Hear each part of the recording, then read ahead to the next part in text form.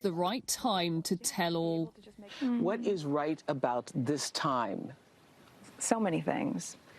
That we're on the other side of a lot of life experience that's happened, and also that we have the ability to make our own choices. But was she naive and unsupported, or just didn't like what was expected of her? Dickie Arbiter was the Queen's press secretary during the Princess Diana days. Diana had calls from Oprah Winfrey and from Barbara Walters wanting to do interviews, and she wasn't going to touch them. I wasn't in the room. Her private secretary at the time was in the room. The officials there, for want of a better word, are there to help their principals, to guide them from what is right and what is wrong. When they got engaged, we got the impression that she was fully signed up, and Harry had warned her about the pressures of royal life. That sense of responsibility was essentially from day one.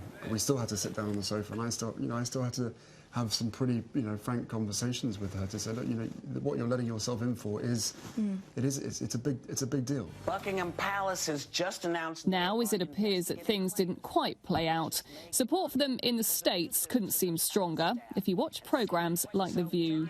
I think we can't ignore the elephant of the room, that there's probably a racial angle to this. There's a lot of racism directed at this woman in a lot of different ways. I'm just surprised that they haven't tried to even apologize for not protecting her more. As Prince Philip was moved in an NHS ambulance from St Bart's Hospital back to the King Edward VII, the timing of the interview continues to feel unfortunate, to say the least. With the Duke still recovering in hospital from that procedure he's had for his heart condition, this constant drip of promotional clips is a distraction that the palace could really do without.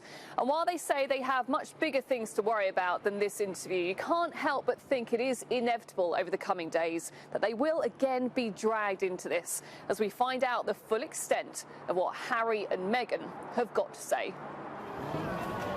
As if there wasn't enough going on, the Mail on Sunday was ordered by a judge to publish a front-page apology to Meghan for writing stories about a letter that she'd written to her father. The paper say they will appeal against certain aspects of the case.